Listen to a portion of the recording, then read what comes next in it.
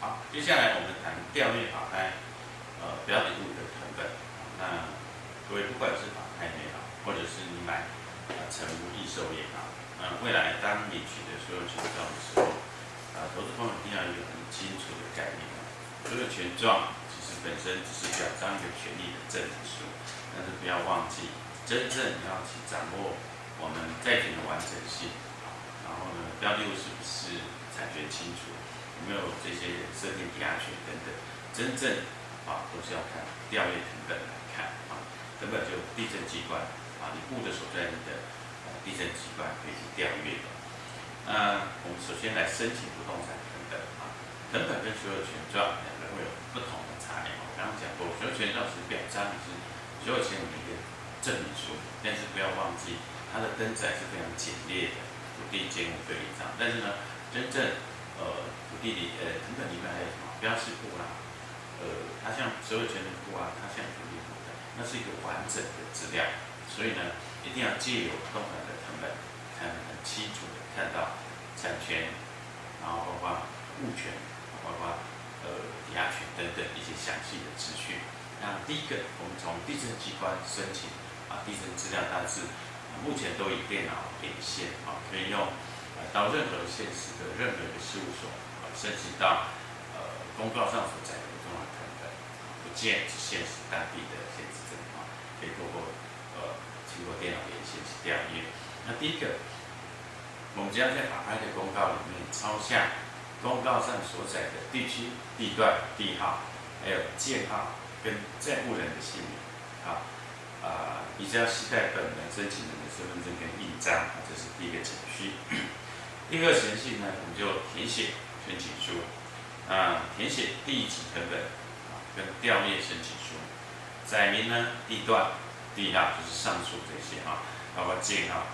或者是所有权人等等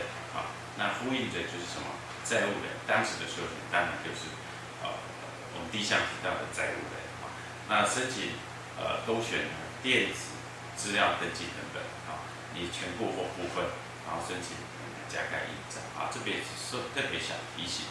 如果你今天是调阅全部特别注意是，如果万一调阅土地，那是一个可能是一笔地方很大，然后很多持本人你这个部分你就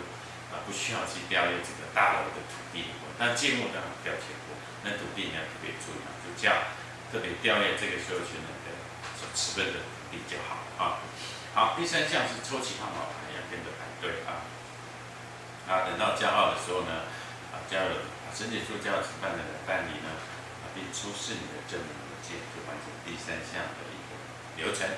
那第四项呢，就缴交领取成本跟手续。那每一张每一页的成本是20块会费，所以呢，你调了10张就是200块，调了5张就是100块。那当然，第四单位给你什么？整理的成本简付给你收据。第二种方式是上网调阅成本。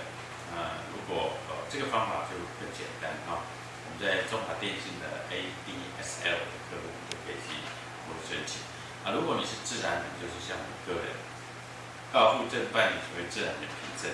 也可以。那另外呢，如果你是法人，就是一般公司户然后事业主管但调工商凭证也可以调阅。我们办妥上面的任何一个手续后，就可以利用电脑，然后上网调阅成本，节省你除了一页是20块，你可能要坐计程车坐公车到每个地点，又要花时间，又要花什么交通费用，可以省下，只要每页人交规费是20块钱就可以了。好，调阅登记簿成本呢，跟法拍公告来核对。法拍公告是法院制作好的，但是我们投标一样再仔细一点大家都check互相的勾稽，对，让你将来产生的这个产权不清或者误会降到最低但是呢，当你调阅的成本跟法拍的公告不符的时候呢，应以载明那免得得标后呢拿到权利移转证书或土地登记簿记载不符那造成可能你的困扰或相当的损失所以呢，成本上也可以更了解法拍公告以外的重要资讯，比如说监务有附属建物啦、公设的确实坪数啦、屋龄啊，甚至它的持份啊、土地的持份啊、土地的公告限制啊，你有什么有没有超额的土地增值税等等啊？这一点就是一定要温馨的提醒所有投标人。好，接下来我们要切实际勘估估价物的市场行情切实了解这个物的行情。那我们可以去查看同栋有没有其他贴要出售的啦，或者呢更快的是哪些都是中介公司，是中介打听，或者是呢上那个我们内政部地价网站现在实价登录的是有资讯的，房仲公司有提供这样的服务，甚至可以去问一下在地银行或者大楼管理员目前的行情，这边成交的行情代表，这么多的管道可以让你资讯透明的公开去了解你要投标这个标的的什么目前市场的行情，这个的掌握是最基础的工作。好，再来我们来怎么去看实地勘察现场，这是一个非常重要的一环，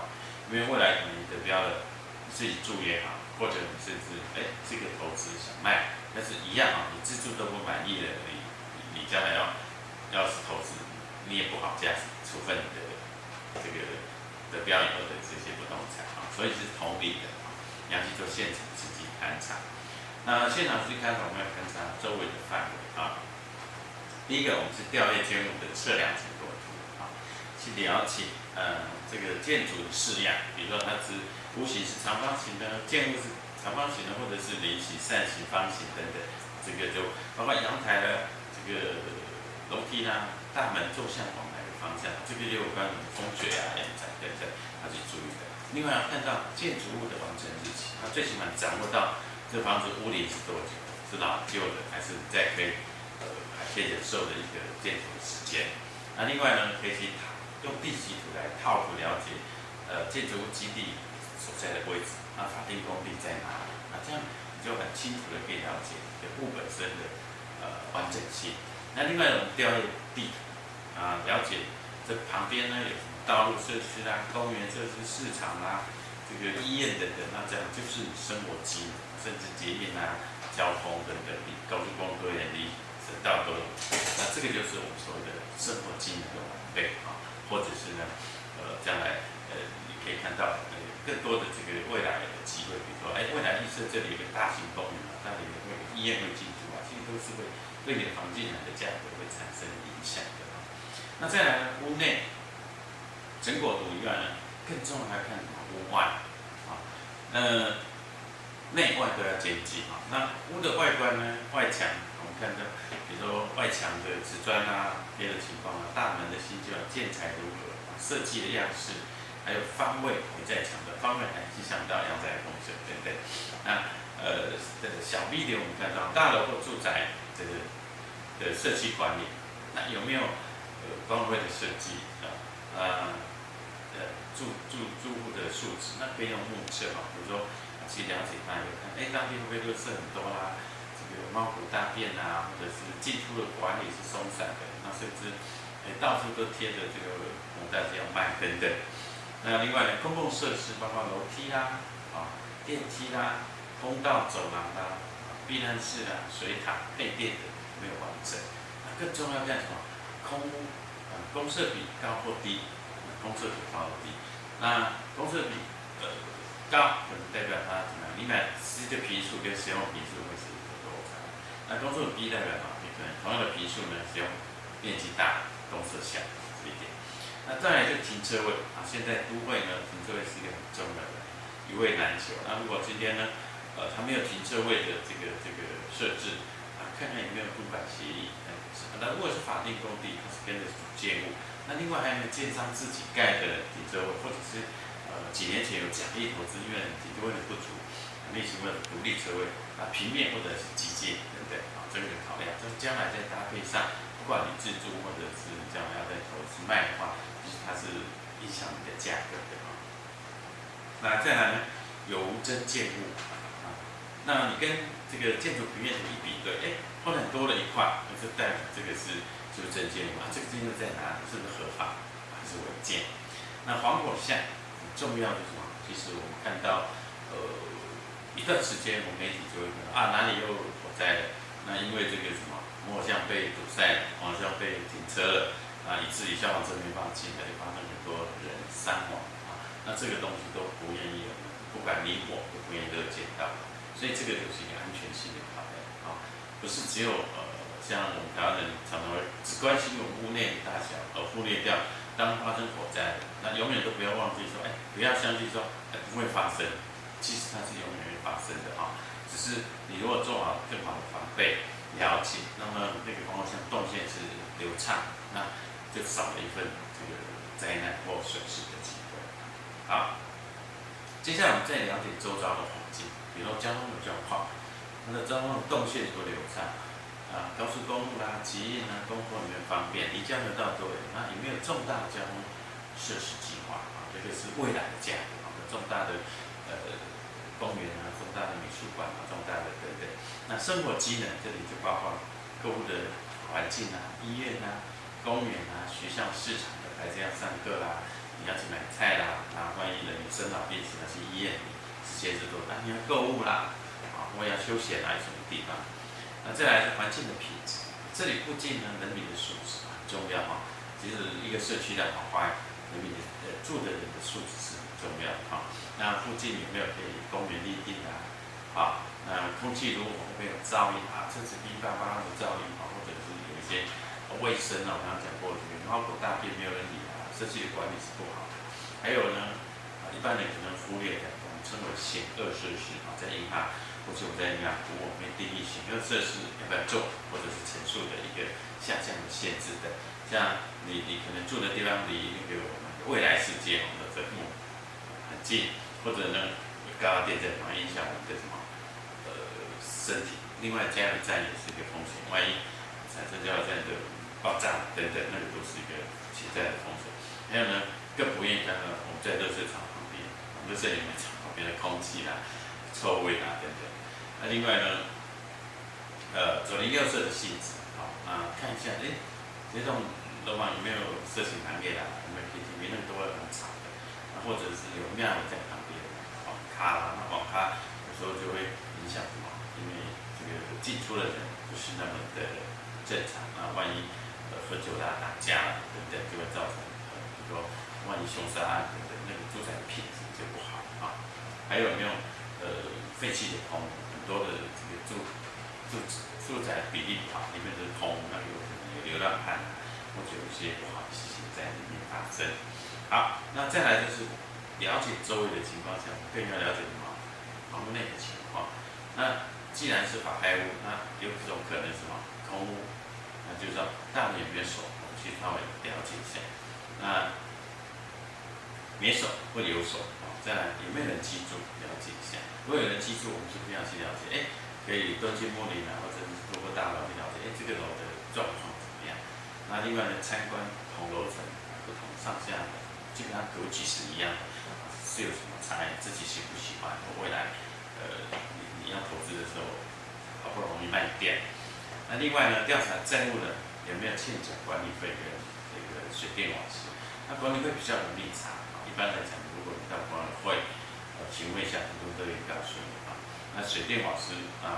可以看一下看有没有这个瓦斯的催缴单啊等等。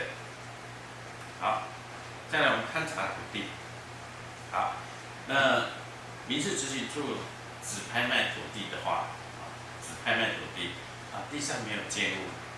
法拍公告只能登记什么？只有地段地号啊，投标人要从地段地号去查土地的位置。基本上是有点困难的因为土地不像房子，房子有门牌，走某某路、某某号、某某楼，你很清楚。那投标就可以向地政机关阅览以下的资料。那这个纯拍卖土地就跟建物不一样土地和建物跟纯的土地是不一样。投资人一定要特别注意这些学习的成长的机会那你要确定土地的位置再去勘察。那第一个，我们当然调阅土地的成本。所以在这里就没有建物的部分，因为它是空地了解土地的产权第一个谁，债务人是谁我所谓的债务人是银行信款的，那当然它相对也是目前还没有拍地权，就是最开土地的所有权人。然后面积有多大分期使用，比如建地啦、住宅用地或商业用地啊，我们用地、工业地，地目是什么？那有没有合法？地上有没有建物？有没有共有土地是共有的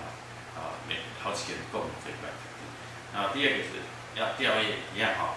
再怎么样都一样要调阅地籍图等等，然后就看它标过面积较大的土地然后呢要地政机关调阅土地的地籍图等等。这里就可以看出地形的你那个地号本身某某在某某地方一个地号，那地形是什么？方的、正的、扁的、宽的椭圆形等等，还有一些地形。然后有没有面临这个道路的宽度是多少？那是不是里地？里地什么？可能在马路被包围在最深的地方或者是带地，一般这是所谓的没有通路的没有通路的，那将来可能就没办法去做建筑的规划，好的建筑规划，那就会影响地价另外呢，地籍图查看林地有没有地目是水溜养林建道等地目，作为实地勘察的比对，这重要是比对。有一些特殊的标的就容易去做对比就标定某些位置也是很特殊的东西，那你是找这块地的位置就比较准或者申请地政机关派人直接判看作可以，但是呢，各位投资人不要忘记当直接的时候是要付费用的好，接下来呢，调阅林地的土地登记录等等来比对，那有什么好处？那一样有无记载第三户的建物建号像地政机关调建物的成本，那这样的话呢，比对的话呢，就可以很精准。第四个是调阅都市计划图，拍卖土地如果是在都市计划内的比如说台北市高雄等都市，可以在该市的市政府的都市发展局里面呢，申请调阅都市计划图跟都市计划的说明那你可以从里面去了解到这个法拍土地的位置，另外呢，未来有没有面临计划道路既然是都市计划要通盘检讨，里面可能已经现在没有，但是未来可能把道路都画了，公园市场、机关用地等这里就可以清楚得知你未来的土地，可能会影响你的价值万一你这样会变成在公园旁边或在市场旁边等等这些，或在学校旁边对你的价值就会产生影响。